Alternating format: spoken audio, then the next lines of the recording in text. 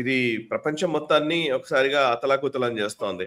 Of course Iran ఎంత మేర తగ్గుతుంది, ఎంత మేర ఈ ట్రంప్ విజయం సాధిస్తాడు, ట్రంప్‌కి ఎంటర్ అయ్యాడు గాని ఎగ్జిట్ తెలియని పరిస్థితిలో ఉన్నాడు. ఇవన్నీ నడుస్తున్న టైంలో సో, నాకనిపిస్తోంది ఇంకొక అంశం ఏంటంటే సార్, ఆహ్, నిన్న మోదీ గారు ఒక మాట అన్నారు. యాక్చువల్లీ కోవిడ్‌ని మనం ఎదుర్కోగలిగాము. అండ్ దీన్ని కూడా మనం అధిగమిస్తాము అని ఆయన ఒక స్టేట్మెంట్ ఇచ్చారు. నాకు నిజంగానే కోవిడ్‌తో కంపేర్ చేయాలనుంది కొన్ని అంశాల్లో. అంటే కోవిడ్ రైట్. చాలా విషయాల్లో ముఖ్యంగా డిజిటల్ ట్రాన్సిషన్ జరిగిన విధానం గావచ్చు. అండ్ ఒక వర్క్ స్టైలే మారిపోయినటువంటి సందర్భాలు అనేకం. ఓకే. సో, ఇప్పుడు మనం ఆర్టిఫిషియల్ ఇంటెలిజెన్స్ టైంలో ఉన్నాము. ఇటువైపు కూడా ట్రాన్సిషన్ జరుగుతున్న టైంలో ఈ వార్ వల్ల ఎనర్జీ కన్జంప్షన్ విషయంలో ఒక ట్రాన్సిషన్‌లోకి మనం వెళ్ళబోతున్నామా? ఆ ట్రాన్స్‌ఫార్మ్ అవ్వడానికి ఈ సొసైటీ ప్రిపేర్డ్‌గా ఉందా? లేకపోతే ఫోర్స్‌ఫుల్‌గా మనం ప్రిపేర్ అవ్వాల్సిన సందర్భమా ఇది? ఎందుకంటే మళ్ళీ వర్క్ ఫ్రమ్ హోమ్‌కి చాలా వరకు కంపెనీలు, కార్పొరేట్ కంపెనీస్‌లో వాటిల్లో ఇంక్లూడింగ్ మై వైఫ్ యాక్చువల్లీ ఆళ్ళందరికీ ఆల్రెడీ చెప్పేసారు. మీరేం ఆఫీస్‌లోకి రావాల్సిన అవసరం లేదని. మన కోవిడ్‌కి ముందు తెలియదసలు. ఇంటి నుంచి పని చేసుకోవడం అనే ఆప్షన్ ఒకటి ఉంటుంది అనే విషయం కోవిడ్‌కి ముందు తెలీదు. ఎస్పెషల్లీ ఇన్ మీడియా అసలు మాకు గెస్ట్ అనేవాళ్ళు ఒకటి మాట్లాడాలి అనంటే ఖచ్చితంగా ఆయన ఆఫీస్‌కొస్తే గాని అంటే స్టూడియోకొస్తే గాని మాట్లాడలేని పరిస్థితి. అండ్ ఆయన దగ్గరికి ఓబీ వ్యానో ఏదో డిఎస్ఎన్జీ పంపించారు. It's costly affair. ఇప్పుడు అదంతా పోయింది. ఇట్లాంటి టైంలో మనం మన వర్క్ స్టైల్‌లో, ఎనర్జీ కన్సంప్షన్‌లో ఇవాళ ఈవెన్ ఎయిర్ ఫ్రైయర్‌లకు గిరాకీ పెరిగిందంట. ఓకే. ఇండక్షన్ స్టవ్స్‌కి చాలా పెరిగింది. కరెక్ట్. ఏం చెప్తారు మీరు? ఇది ఒక ట్రాన్సిషన్ పీరియడ్ లాంటిదిగా భావించాలా మనము ఈ క్రైసిస్? కరెక్ట్ సాయి గారు. దానికెళ్ళే ముందు చాలా మంది ప్రేక్షకులు నా దగ్గర అడిగారు. నిన్న ఇంకో ఛానెల్‌లో మాట్లాడుతూ నేను హోర్ముజ్ గురించి చెప్పాను నేను. ఈ హోర్ముజ్ అని పేరు ఎక్కడి నుంచి వచ్చిందని. Actually it is the Zoroastrian God. అంటే మన పార్సీస్ వాళ్ళ రిలీజన్‌లో ఉన్న దేవుడు. I think it's the god of light and wisdom అనుకుంటాను. అండ్ ఆ పేరు నుంచి వచ్చిందన్నమాట ఇది. హోర్ముజ్ అనేది. So it's a Persian name కాదు. It is more of a Zoroastrian name. ఈ స్ట్రెయిట్ ఆఫ్ హోర్ముజ్ అని. ఎనీవే సాయి గారు, నిన్న కూడా మా ఫ్రెండ్ ఒకరు, ఆమె చాలా రోజుల నుంచి ఎల్పిజి మీద డిపెండెంట్ ఉంటుంది. ఆ ఎల్పిజి కూడా ఆమె బ్లాక్లో తీసుకుంటుంది. ఎందుకంటే ఆ కనెక్షన్ వాళ్ళ గ్రాండ్ ఫాదర్ పేరు మీద ఉందంట. అది ఆమె మార్చలేకపోతుంది. ఎందుకంటే గ్రాండ్ ఫాదర్ ఎప్పుడో పోయారు. She's not able to convert it into her name. Anyway ఆమె నిన్న ఫోన్ చేసి ఒక ఫోటో పంపించింది, ఒక వీడియో పంపించింది. యాక్చువల్లీ చూడండి, నేను ఇప్పుడు ఇండక్షన్ కుక్కర్ యూజ్ చేస్తున్నాను అని చెప్పి. సో నేను అడిగాను, ఇన్ని రోజులు ఎక్కడుంది ఇండక్షన్ అడిగితే అది ఎక్కడో పైన పడి ఉండే, నేను అసలు వాడలేదు. నా గ్యాస్ తీసుకుంటే నాకు ఒక 3 నెలలు వస్తుంది, ఎందుకంటే she's a single lady. But because of this crisis నేను చూసుకున్నాను, ఒకసారి చూద్దాంలే ఎట్లా ఉంటుంది అని. అండ్ షీ డిస్కవర్డ్ అంట that efficiency of the cooker ఆమె పెట్టింది గ్యాస్ మీద వాడికన్నా ఇండక్షన్ మీద షీఈ్ గెటింగ్ బెటర్ ఎఫిషియన్సీ అంట. మీరు చెప్పిన దాని ప్రకారం సాయి గారు, మనం ఎప్పుడు బీసీ అండ్ ఏడి అంటాం, మన ఎరా రెఫర్ చేస్తున్నప్పుడు. ఇప్పుడు కోవిడ్ తర్వాత అందరు అంటారు before Covid and after Covid అని. మీరు చెప్పినట్ల జూమ్ కాల్ అనే కాన్సెప్ట్ కోవిడ్లోనే వచ్చింది సార్. అప్పుడు దాకా ఎవరికి జూమ్ అనేది ఏంటని కూడా తెలియదు. కొన్ని ఐటీ కంపెనీస్లో కాన్ఫరెన్స్ కాల్స్ ఉంటుంది, కానీ జూమ్ ఏంటనేది ఎవరు అర్థం చేసుకోలేదు. మీరు చెప్పిన డిజిటల్ టీచింగ్ అనేది ఏంటనే అర్థం కాలేదు. దట్ స్కూల్ టీచర్స్ని, పిల్లల్ని వాళ్ళ ఇంట్లో కూర్చొని చదువు చెప్పొచ్చు డిజిటల్ మోడ్తో అని చెప్పేసి. ఎలక్ట్రానిక్ పేమెంట్స్ అంటే ఏంటనేది మనకు తెలియదు అప్పుడు దాకా. ఓకే, దాది కూడా వచ్చింది. సో మార్పులు వస్తుంది సాయి గారు. ఇంగ్లీష్లో అంటారు necessity is the mother of invention. మీకు కావాల్సిన, అంటే మీకు క్రైసిస్ వస్తే మీరు మీ లైఫ్ని మార్చుకుంటారు. మైక్రోవేవ్ ఓవెన్ కానీ, ఎవరు అన్నారు నిన్న, ఇప్పుడు దోశలు పోయి పిజ్జాలు అయినాయి. Correct, that concept is also there. So fryers కానివ్వండి, ఎలక్ట్రానిక్ మోడ్స్ కానివ్వండి, ఇదంతా జరుగుతుంది. And more important Sai garu చూడండి, నెక్స్ట్ 6 monthsలో స్పెషలీ గేటెడ్ కమ్యూనిటీస్ అపార్ట్మెంట్స్లో ఈ పిఎన్జి గురించి ఎక్కువ డిమాండ్ రాబోతుంది. గవర్నమెంట్ కూడా ఎప్పుడు అంటున్నారు, ఇవాళ కూడా వచ్చింది పేపర్లో, ఆస్కింగ్ గేటెడ్ కమ్యూనిటీస్ అండ్ పెద్ద పెద్ద అపార్ట్మెంట్స్ని మీరు పిఎన్జికి స్విచ్ ఓవర్ చేసుకోండి అని. ఇది జరగాలి సాయి గారు. గవర్నమెంట్ వైపు నుంచి నెక్స్ట్ పెద్ద పుష్ రాబోతుంది. ఎల్పిజిని తగ్గించి, ఎందుకంటే ఎల్పిజి మీరు ఫ్రాడ్ తగ్గించుకోవచ్చు. ఈ 33 కోట్లు అని చెప్పింది, మినిమం మీరు పిఎన్జికి షిఫ్ట్ చేస్తే you can bring down the number of cylinders Sai గారు డ్రాస్టిక్లీ. కానీ దాన్ని చేయాలంటే మన వైపు నుంచి కూడా కొంత ఖర్చు ఉంటుంది. ప్రతి అపార్ట్మెంట్కి ఇంత అని ఉంటుంది, పైప్ లైన్ వేయడానికి ఉంటుంది. అది మనం ఖర్చు పెట్టాల్సింది, వన్ టైం ఎక్స్పెన్స్. అదొకటి ఉంటే సాయి గారు, మీరు చెప్పారు కొత్త ఎఫిషియన్సీస్ ఏంటి. ఇప్పుడు బ్రింగ్ యువర్ ఓన్ ఫుడ్ అని చెప్పి కొత్త కాన్సెప్ట్ వస్తుంది. Bring your own food, canteen లేదు, మీరు ఇంటి నుంచి తెచ్చుకోండి అని. నిన్న కూడా నేను ఒక స్టూడియోకి వెళ్ళి, యూజువల్లీ అక్కడి నుంచి స్విగ్గీలో ఆర్డర్ చేస్తాను ఎప్పుడైనా ఏమైనా కావాలంటే. సరే చెప్పని చేసి, మేము మన స్టూడియోకి వస్తున్నా కూడా అదే చేస్తాను నేను.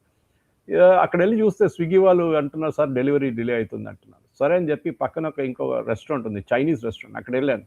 బాబు ఏముందంటే, సార్ మీల్స్ ఉంది సార్ అన్నాడు. నేను చైనీస్ కదా, మీల్స్ ఏం చేస్తున్నాడు, ఏం చేయాలి సార్, ఇదే ఉంది ఇప్పుడు, Indian meals is easier to cook అన్నారు.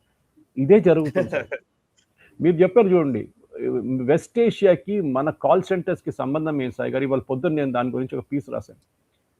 అక్కడ దుబాయ్లో ఉన్నా కానీ మిగతా గల్ఫ్ స్టేట్స్లో ఉన్న బ్యాంకింగ్ సిస్టమ్స్ బ్యాకప్ ఇండియాలో ఉంది సాయి గారు. వాళ్ళు ఒక మిర్రర్ సెంటర్ పెట్టుకుంటారు మన దగ్గర. వాళ్ళ దగ్గర ఇక్కడ ఇప్పుడు ఫర్ ఎగ్జాంపుల్ ఇప్పుడు ఈద్ వస్తుంది సాయి గారు, 1 వీక్ లీవ్ ఉంటుంది వాళ్ళకి అక్కడ. ఈ 1 వీక్ లీవ్లో ఇండియన్ సెంటర్స్ టేక్ ఓవర్ చేసుకుంటారు కంప్లీట్ వాళ్ళ లోడ్ అనమాట మొత్తం.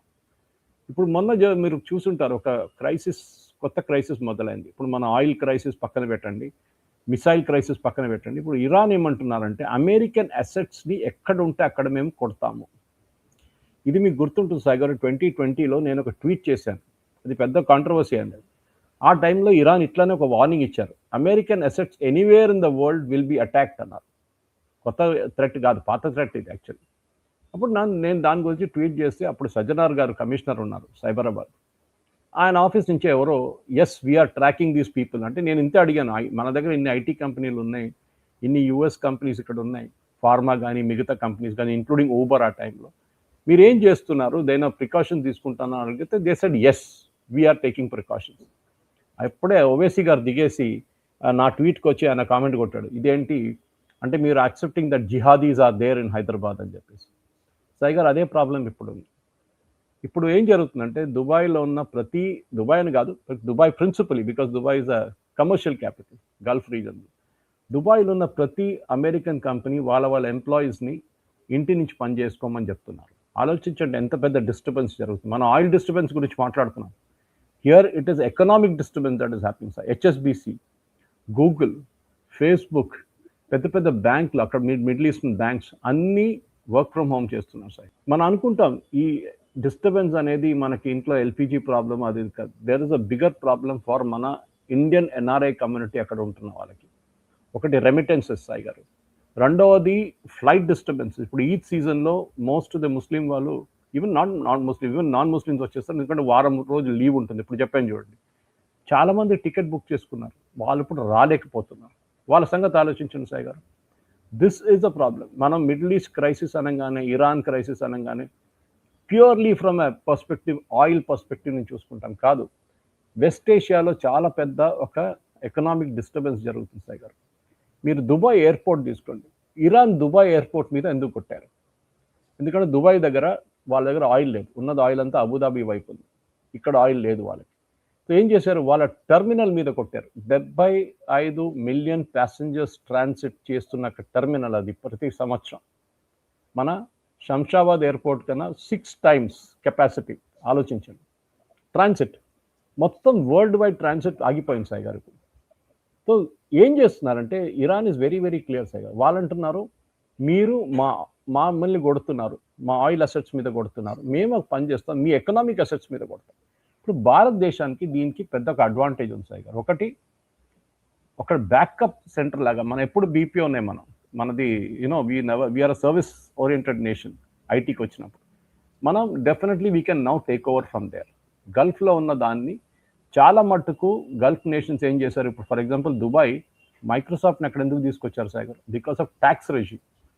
0% ట్యాక్స్, కార్పొరేట్ ట్యాక్స్ కానివ్వండి, ఇన్కమ్ ట్యాక్స్ కానివ్వండి, అది పెద్ద అట్రాక్షన్ వాళ్ళకి. సో చాలా మంది కంపెనీస్ అక్కడ రీలొకేట్ అయిపోయారు. మనం కూడా మన వైపు మనం ఎస్ఈజెడ్ గురించి మాట్లాడుతుంటాం. ఇప్పుడు ఎస్ఈజెడ్లో you get lot of tax breaks Sai గారు. భారతదేశానికి ఇది ఒక ఐడియల్ ఆపర్చునిటీ. మిడిల్ ఈస్ట్లో జరిగిన ఈ క్రైసిస్ని మన క్రైసిస్గా వాడుకొని మన వైపు నుంచి ఉన్న ఒక ట్యాక్స్ రెజ్యూమ్ని తీసుకొస్తే, ఒక ట్యాక్స్ ఫ్రీ ఏరియాని తీసుకొస్తే చాలా మటుకు గల్ఫ్లో ఉన్న కంపెనీస్ వాళ్ళ మిర్రర్ సైట్స్ అంతా ఇండియాలో పెట్టుకుంటారు. ఆల్రెడీ చేస్తున్నారు, టీసీఎస్ లాంటి కంపెనీస్ చేస్తున్నారు ఇదంతా. కానీ there is a big opportunity Sai garu. మనం అనుకుంటాం, ఎడ్యుకేషన్ మాట్లాడారు మీరు, అక్కడ ఉన్న పిల్లలకి సిబిఎస్ఈ ఎగ్జామ్ జరగలేదు సాయి గారు ఈసారి. ఇప్పుడు దాకా 10th class CBSE, 12th class CBSE exam జరగలేదు. ఆలోచించండి, ఇక్కడ పిల్లలకి ఆల్రెడీ అయిపోతున్నాయి ఎగ్జామ్స్.